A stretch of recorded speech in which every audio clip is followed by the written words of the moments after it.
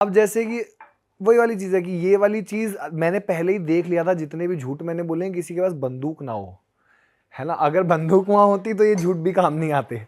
तो ये बहुत ही सुझाव वाली चीज़ है। मैं ऊपर से नीचे जब भी चलता हूँ तो सबसे पहले मैं आदमी के पैर से लेके ऊपर से नीचे तक देख लेता हूँ कि क्या है, क्योंकि किसी के पास बंदूक भी होती है तो साइड में ऐसा, तो बहुत ही छोटे से जेस्चर हैं कि आप कैसे देखते हो, कैसे थोड़ा बैठे हो। प्रेजेंस ऑफ माइंड होना जरूरी है। प्रेजेंस ऑफ माइंड होना जरूरी है, बहुत ही ज्यादा जरूरी है। तो यही कुछ चीजें हैं। जैसे मैं घड़ी, अभी मेरा शौक है कि मैं ऐसे पहनता हूँ, बट जानबूझ के अगर मैं बैठा होता तो मैं ऐसे करके तो आदमी को लगता है कि ये कहीं आर्मी कुछ है क्या, ये मिलिट्री वाला है क्या, चलता भी ऐसे है थोड़ा वैसे भी। अब वो क्या है कि मसल ऐसी हो गई है, आदत हो गई है।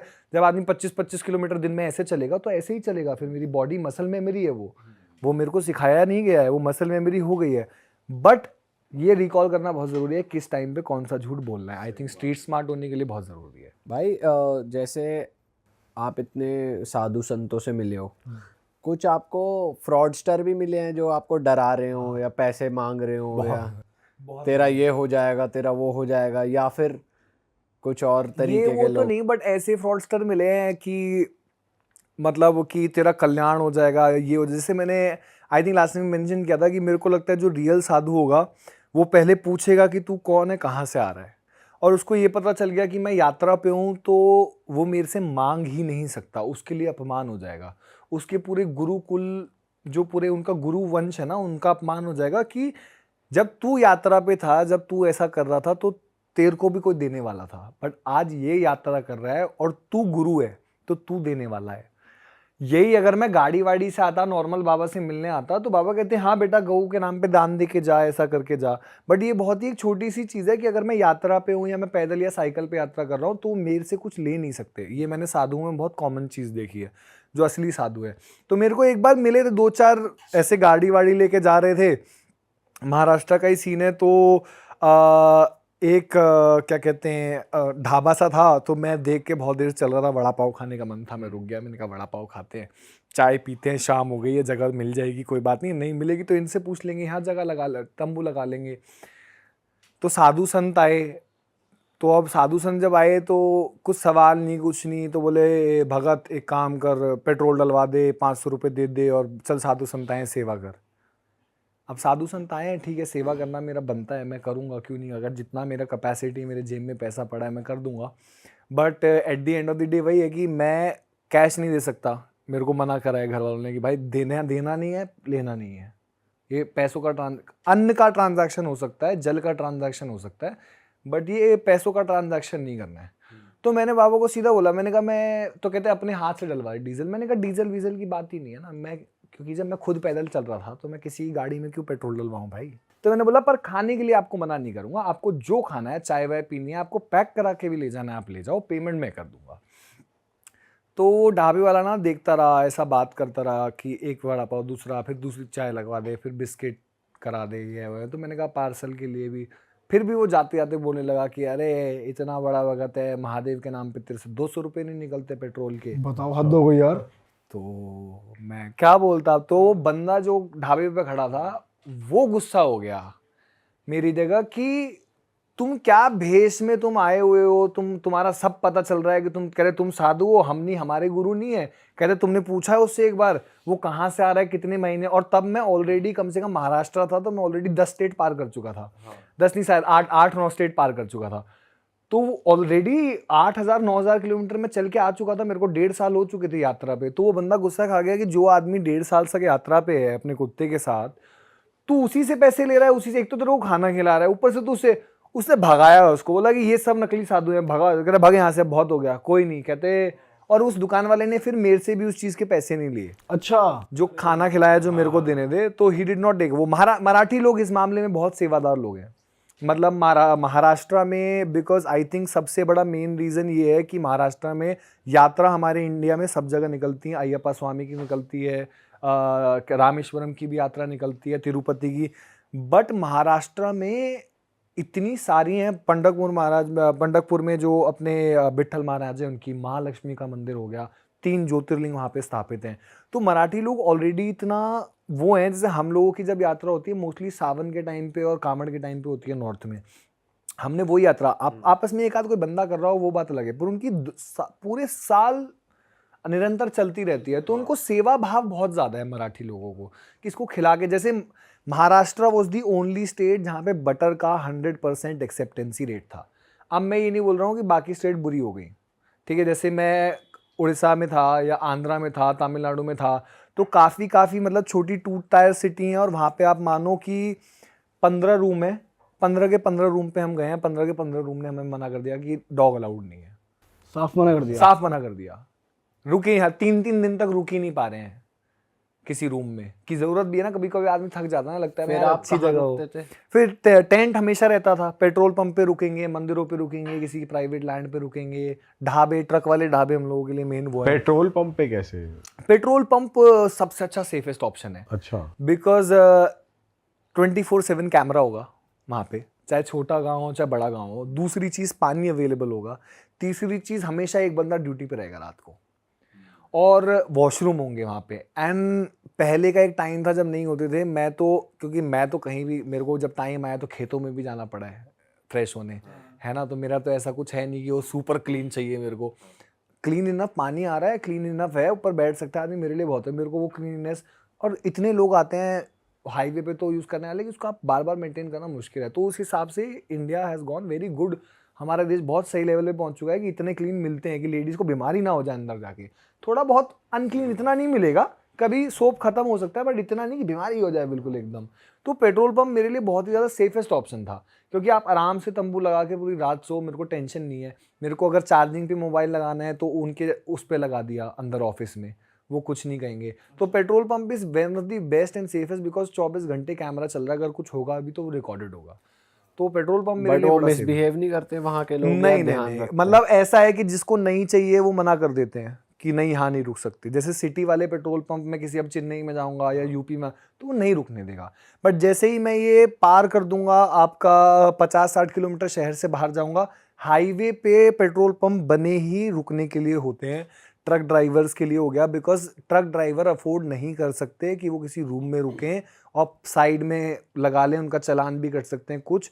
तो पेट्रोल पंप इतने बड़े बड़े होते हैं इंडिया में, हम लोगों ने तो बहुत छोटे छोटे हाईवे पे देखे हैं, बट मैंने इतने बड़े बड़े देखे हैं ट्रक ड्राइवर्स के लिए कि वहाँ पे खाना बनाने का भी ऑप्शन होता है। ओके। इतना बड़ा पेट्रोल पंप होगा कि पेट्रोल फ्यूलिंग ये है, टॉयलेट इधर है, कम से कम 4-5 टॉयलेट, और फिर एंड में एक सेक्शन दे रखा है जहाँ पे ट्रक वाले अपना खाना बनाएंगे।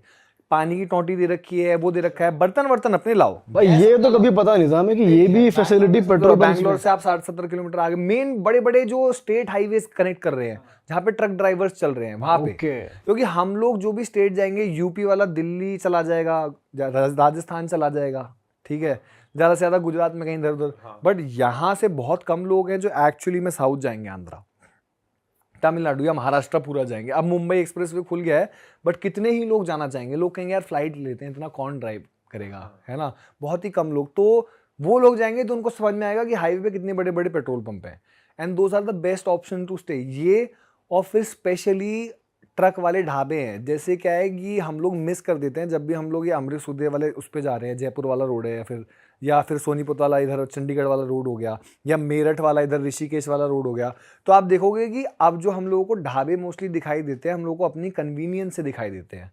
क्योंकि मैं फैमिली वाले ढाबों पे रुक ही नहीं सकता हूँ, वो मेरे को रुकने ही नहीं देगा तंबू लगाने के लिए कि गाड़ी आएगी सर, पार्किंग होगी सर, हमारा रोज चलता है सर, कुत्ता डिस्टर्ब कर देगा सर, भौंकेगा किसी पे, तो वो मेरे को रुकने। तो मेरा नज़रिया ये लगा, मैं जाऊँगा ही उसी ढाबे पे जो छोटा सा होगा, वो दिखते ही आपको कम है कि एक बिल्डिंग खाटे पड़ी होंगी और एरिया ही उसके पास ग्राउंड सिर्फ ट्रक पार्किंग का है, क्योंकि वहाँ 40 ट्रक खड़े होने हैं रात को, और एक बंदे की ड्यूटी है, वो रात को आके उठाएगा कि सुबह 3 बजे निकलना है, 3 बज गए भाई उठा दे इसको, ये जाना है ड्राइवर। डीजल चोरी ना हो जाए इसलिए रात भर एक बंदा पहरे पे रहता है, कैमरे अब सब जगह आते हैं, 24 घंटे आपको चाय मिलती रहेगी। आपका भाई कब जब आप ऐसी जगह पे रुकते हो तो कभी ऐसा नहीं होता कि ये चोरी चकारी की कोशिश कर लें या ड्रंक होके मिसबिहेव कर लें या आप पे उसके लिए थैंकफुली जैसे नालमला फॉरेस्ट रेंज में बटर को मैं बचा रहा था, ऐसे मोमेंट पे बटर मुझे बचा लेती है। क्योंकि मैं जब कैंप लगा के, मेरी आदत है मैं कैंप में ही सोता था, मैं कभी बाहर नहीं, अगर कैंप फट गया है जब तक नहीं है वो बात अलग है। कैंप के अंदर क्योंकि तो मच्छर नहीं काटते, ठीक है। दूसरी चीज़ ये है कि अपना सारा सामान अंदर रहता है, किसी और पे डिपेंडेंट नहीं है। बटर और मैं दोनों साथ सोते थे अंदर। अब कोई भी इंसान बाहर अगर 2 चक्कर भी मार लेगा तो वो कितनी भी थकी हुई है, वो जानवर है। मेरा तो क्या है, मैं इतना थका हुआ हूँ, मेरे को आप 5 बजे से पहले 6 बजे से पहले नींद खुल ही नहीं सकती। इतना आदमी खाना खा के तो बिल्कुल एकदम चित्त हो जाता है कि अब नहीं उठना। सही बात है। पर वो कितना भी थक जाए, वो जानवर है, उसको अगर ऐसे तंबू पे एकदम से हिल भी गया तो कुछ वो। काफी बार ऐसा हुआ है कि लोग, हाँ दारू वाले भी आए हैं, बट काफी बार ऐसा हुआ है सिर्फ क्यूरियोसिटी में बंदा देखने आ रहा है। जैसे गांव वाला देखने आ रहा है, ये क्या घर सा बना लिया है इसने, झोपड़ी सी बना ली अपने यहाँ, कि भैया बारिश हो गई रात को तो दद्दू इस पे कवर चढ़ जाता है। अरे कवर, इस पे बारिश बिल्कुल नहीं आएगी। बोले हाँ इस पे बारिश बिल्कुल नहीं। कह रहे यार ये तो गजब का घर बना के तो झोपड़ी कहते हैं, ऐसा हमें दिला दे, कहाँ से मिलेगा।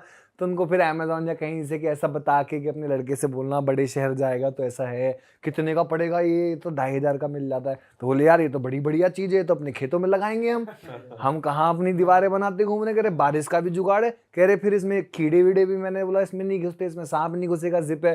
तो बोले यार ये तो सारा ही सिस्टम ले रहा है। सिस्टम लेके घूम रहा है तो पूरा। तो वो कभी कभी मान लो वो रात को देखना चाह रहा है कि आदमी सो रहा है, कैसे सो रहा है।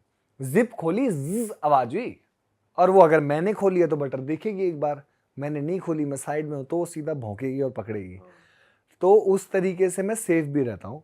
बट ये है कि ढाबे वाली जगहों पे और ऐसी जगहों पे, पेट्रोल पंप पे कोई बंदा ये बोल सकता है कि हाँ चल जाके देख ले, बट कोई किसी को घुसने नहीं देगा, क्योंकि ऑलरेडी पता है कि ये बंदा आके यहाँ सोया हुआ है। मैं ढाबे के ओनर से पूछूंगा, ऐसे तो रुक नहीं सकता। ढाबे के ओनर से पूछूंगा, पेट्रोल पंप के मैनेजर से पूछूंगा कि सर यहाँ रुक सकता हूँ कि नहीं रुक वो सकता। चार्ज भी करते हैं? नहीं कुछ नहीं, नहीं, कुछ नहीं। मतलब मेरे को सबसे ज़्यादा पसंद तो राजस्थानी ढाबे हैं। राजस्थानी ढाबे आपको ऑल इंडिया में सबसे ज़्यादा मिलेंगे। और उसमें से राजस्थानी ढाबे के नाम से और राज पुरोहित ढाबे जो हैं, सिरोही जो गांव है उनके लोगों के, ये वो है। ये तो आप मान लो कि 90 में से 100 में से 90 लोग पैसा लेते ही नहीं है खाने का, राजस्थानी लोग। अच्छा। हाँ, अगर मैं राजस्थानी ढाबे पे रुका हूँ तो एक तो वो हाँ बोलेंगे ही बोलेंगे, क्योंकि उन्हें जानवर से बड़ा प्यार है। दूसरी चीज, खाना एक नंबर मिलता है वहाँ पे, गट्टे की सब्जी से लेके सब कुछ, बाटी मिलेगी आपको, बाजरे की रोटी मिलेगी आपको, रात को चाय आप पूरी रात पियो। मजा आ जाता होगा आपको तो पूरा। क्योंकि ट्रक ड्राइवर को तो देसी खाना चाहिए ना। हम लोग कहीं बाहर जाते तो हमें तो पिज्जा बर्गर खाने हैं। ट्रक ड्राइवर तो 3 महीने से निकला हुआ है, उसको चाहिए देसी घी की रोटी, उसको चाहिए बाजरे की रोटी। राजस्थान का ड्राइवर आया हुआ है, कहीं का आया हुआ है, उसको चाहिए भाई तू बाजरे की रोटी और वो ला के दे मेरे को। कि ये क्या दाल दे रहा है तू, तड़का वड़का मत, तू नॉर्मल घर की दाल बना, गट्टे की सब्जी बना के दे मेरे को। तो बड़ा ही स्वाद वाला खाना बनता है और बड़ा ही बहुत ही नॉर्मल प्राइसेस में खाना बनता है, क्योंकि ट्रक ड्राइवर्स उनके पास लिमिटेड पैसा होता है पीछे से। मालिक लिमिटेड, कितना तेरा खर्चेगा इतना एक्स्ट्रा करेगा तो तू देख लियो भैया, पौवा पी रहा था तेरे ऊपर है, मेरे ऊपर नहीं है। तो उनका बड़ा बजट जो है, बड़ा बंधा हुआ बजट है उन लोगों का। तो ये भी एक कारण है। और ट्रक ड्राइवर्स क्या है, इतने सारे ट्रक ड्राइवर हैं, एक ही तो दुक्का ही तो निकल जाएगा चोरी, बाकी सारे तो नॉर्मल ही है। तो अगर कुछ होगा तो जो भी चोर आएगा वो पकड़ा ही जाएगा, उसके बाद ऑप्शन ही नहीं है कोई। तो ये ट्रक ड्राइवर्स के साथ रहना बहुत ही, मतलब मेरे लिए तो बहुत ही अच्छा सेफ्टी वाला पॉइंट भी लगा है मुझे। और ये है कि जहाँ ये लोग होते हैं ना, जैसे मैं तो वॉक कर रहा था, मेरे को बहुत लोगों ने बोला कि यार चलो आगे तक छोड़ देते हैं, बट अगर मैं नहीं कर रहा होता तो मेरे को इतना टाइम ही नहीं लगता है। ट्रक ड्राइवर तो मेरे को 6 महीने के अंदर सारी यात्रा करा देते हैं। यारी दोस्ती हो जाती है। यारी दोस्ती, और बुरा किसी चीज का वो नहीं, बैठो। क्योंकि मेरे को ये लगता है कि जिस आदमी ने भूख देखी है ना, वो ही समझ सकता है कि भूखा रहना क्या होता है। मर्सिडीज वाला आदमी कभी मेरे को रुक के पानी नहीं देता, आज तक दिया ही नहीं है। उसको पता ही नहीं है धूप में चलना क्या होता है, क्या पानी देगा मेरे को। उसको तो लग रहा है कोई नॉर्मल आदमी जा रहा है। बट जिस आदमी को प्यास लगती है, किसान को लगती है, ट्रक ड्राइवर को लगती है, वो रोकेगा। ट्रक ड्राइवर अपना ट्रक रोक लेता है।